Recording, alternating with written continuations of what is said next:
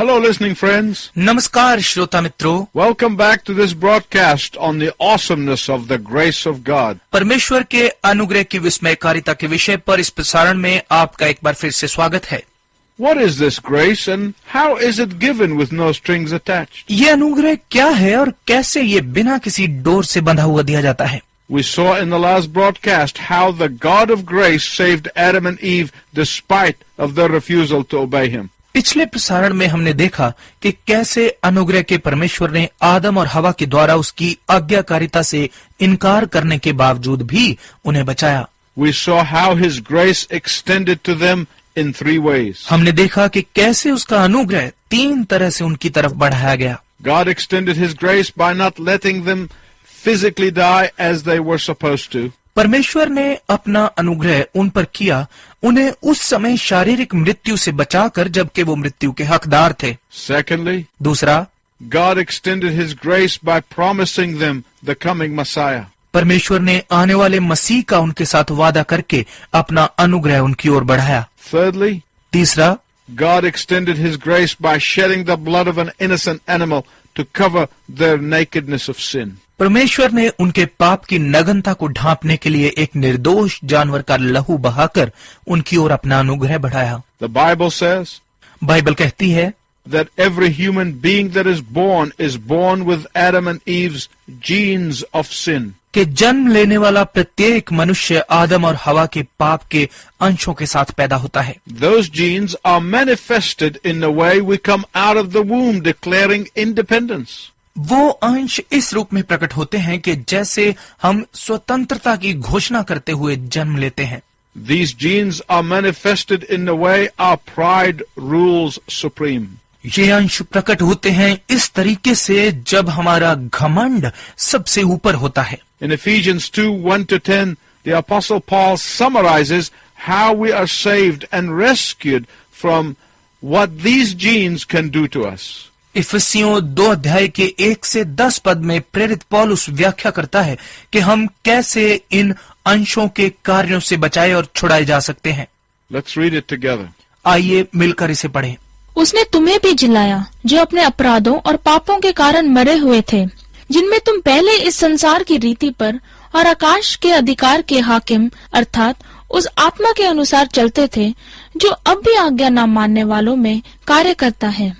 इनमें हम भी सब के सब पहले अपने शरीर की लालसाओं में दिन बिताते थे और शरीर और मन की इच्छाएं पूरी करते थे और अन्य लोगों के समान स्वभाव ही से क्रोध के संतान थे। परंतु परमेश्वर ने जो दया का धनी है अपने उस बड़े प्रेम के कारण जिससे उसने हमसे प्रेम किया, जब हम अपराधों के कारण मरे हुए थे तो हमें मसीह के साथ जिलाया। अनुग्रह ही से तुम्हारा उद्धार हुआ है और मसीह यीशु में उसके साथ उठाया और स्वर्गीय स्थानों में उसके साथ बिठाया, कि वह अपनी उस कृपा से जो मसीह यीशु में हम पर है आने वाले समयों में अपने अनुग्रह का असीम धन दिखाए। क्योंकि विश्वास के द्वारा अनुग्रह ही से तुम्हारा उद्धार हुआ है और यह तुम्हारी ओर से नहीं वरन परमेश्वर का दान है, और न कर्मों के कारण, ऐसा ना हो कि कोई घमंड करे, क्योंकि हम उसके बनाए हुए हैं और मसीह यीशु में उन भले कामों के लिए सृजे गए जिन्हें परमेश्वर ने पहले से हमारे करने के लिए तैयार किया।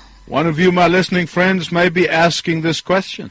मेरे श्रोता मित्रों, आप में से कोई शायद ये प्रश्न पूछ रहा होगा, Why do we need to be rescued from the inherited sin genes?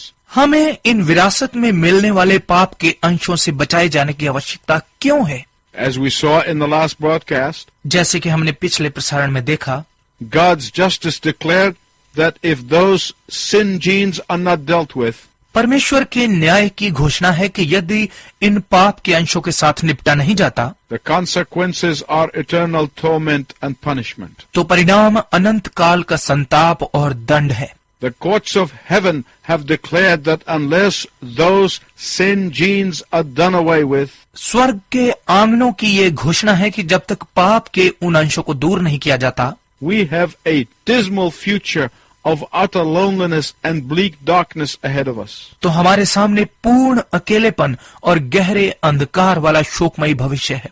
There are some people who would say, कुछ ऐसे लोग हैं जो कहेंगे, Yes, we agree that the sin gene has consequences. हाँ, हम मानते हैं कि पाप के अंशों के परिणाम हैं, But they think that the way to deal with this sin gene is to do good works. लेकिन वो सोचते हैं कि पाप के अंशों से निपटने का तरीका है अच्छे काम। Why do they say that? वो ऐसा क्यों कहते हैं? Because they hope that their good works will help alleviate the consequences of the sin gene. क्योंकि उन्हें उम्मीद है कि उनके अच्छे काम पाप के अंशों के परिणामों को कम करने में सहायक होंगे। There are others who teach that, yes, Jesus died on the cross. कुछ ऐसे हैं जो सिखाते हैं, हाँ, यीशु क्रूस पर मरा, But you have to atone for your own sin by doing certain things. लेकिन आपको कुछ खास काम करने के द्वारा अपने पापों की क्षतिपूर्ति खुद करनी पड़ेगी। Others teach, कुछ और सिखाते हैं, oh yes, Jesus forgives, but you have to earn his forgiveness. ओ हाँ, यीशु क्षमा करता है, लेकिन आपको उसकी क्षमा को कमाना पड़ेगा।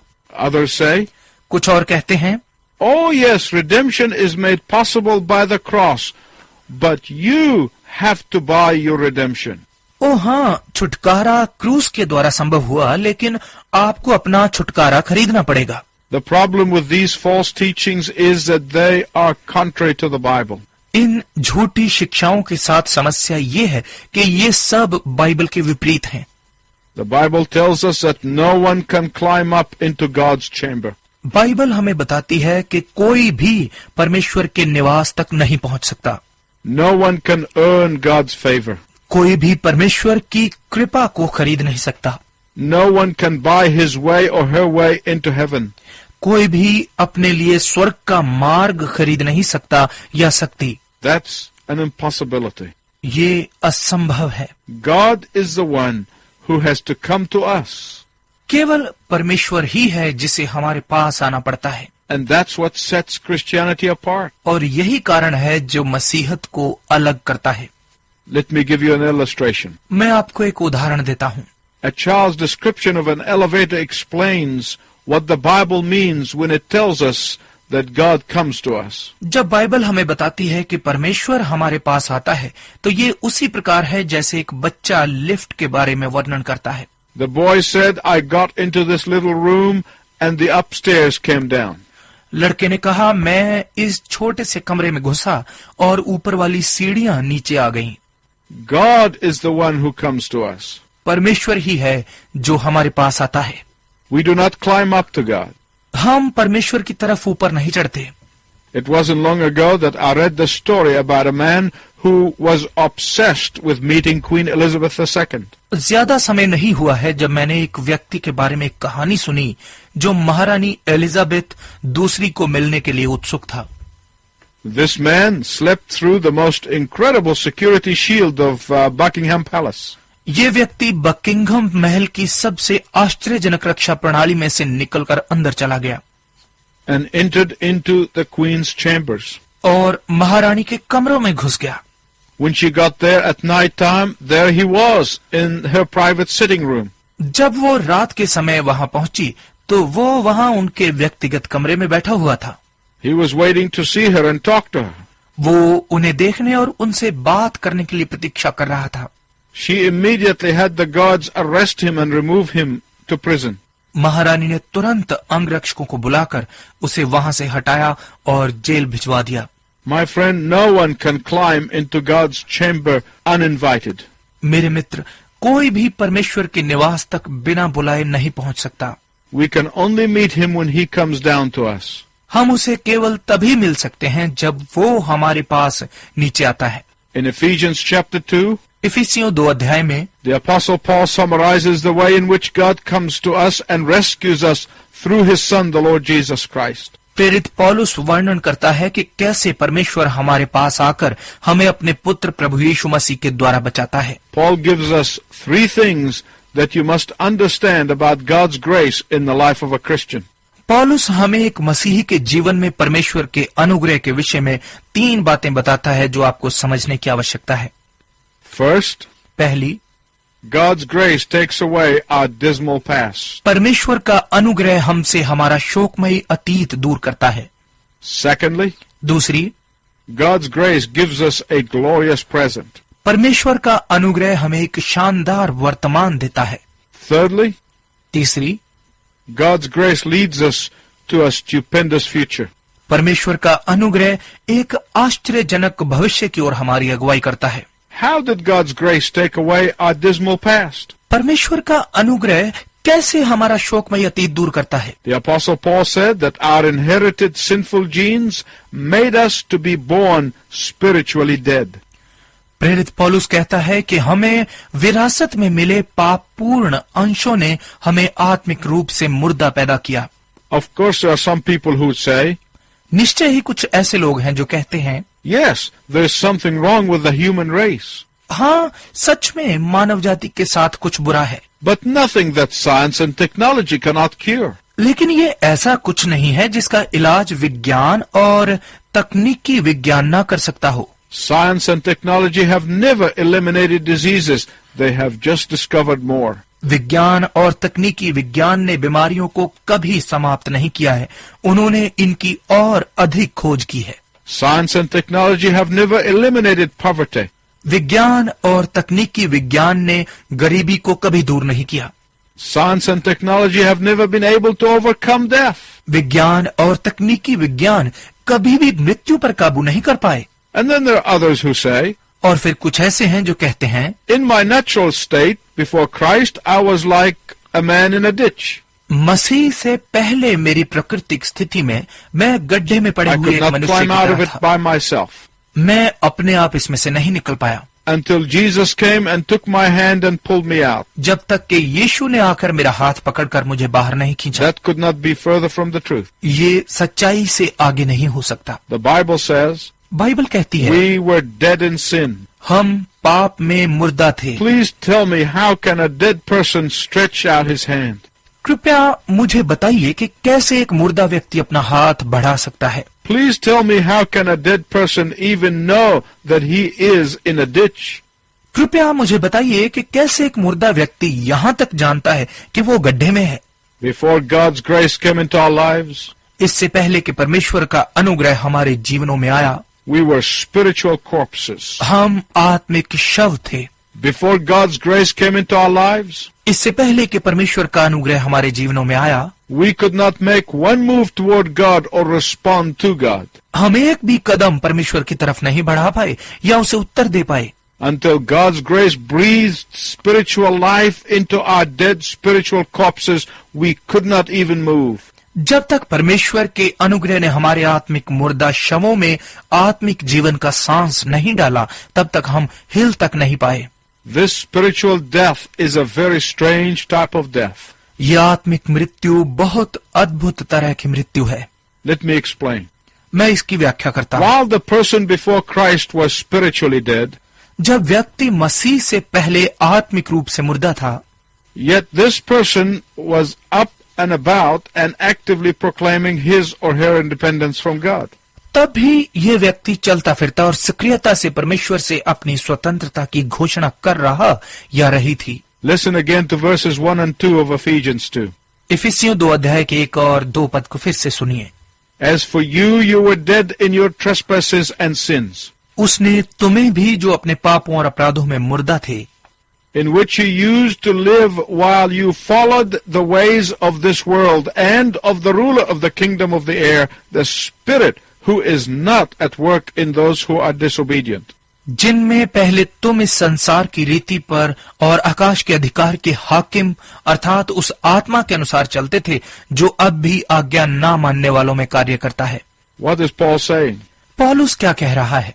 Paul is saying that before the grace of God, पौलुस कह रहा है कि परमेश्वर के अनुग्रह से पहले you were dead man walking. तुम एक चलते फिरते मुर्दा पुरुष थे। You were a dead woman walking.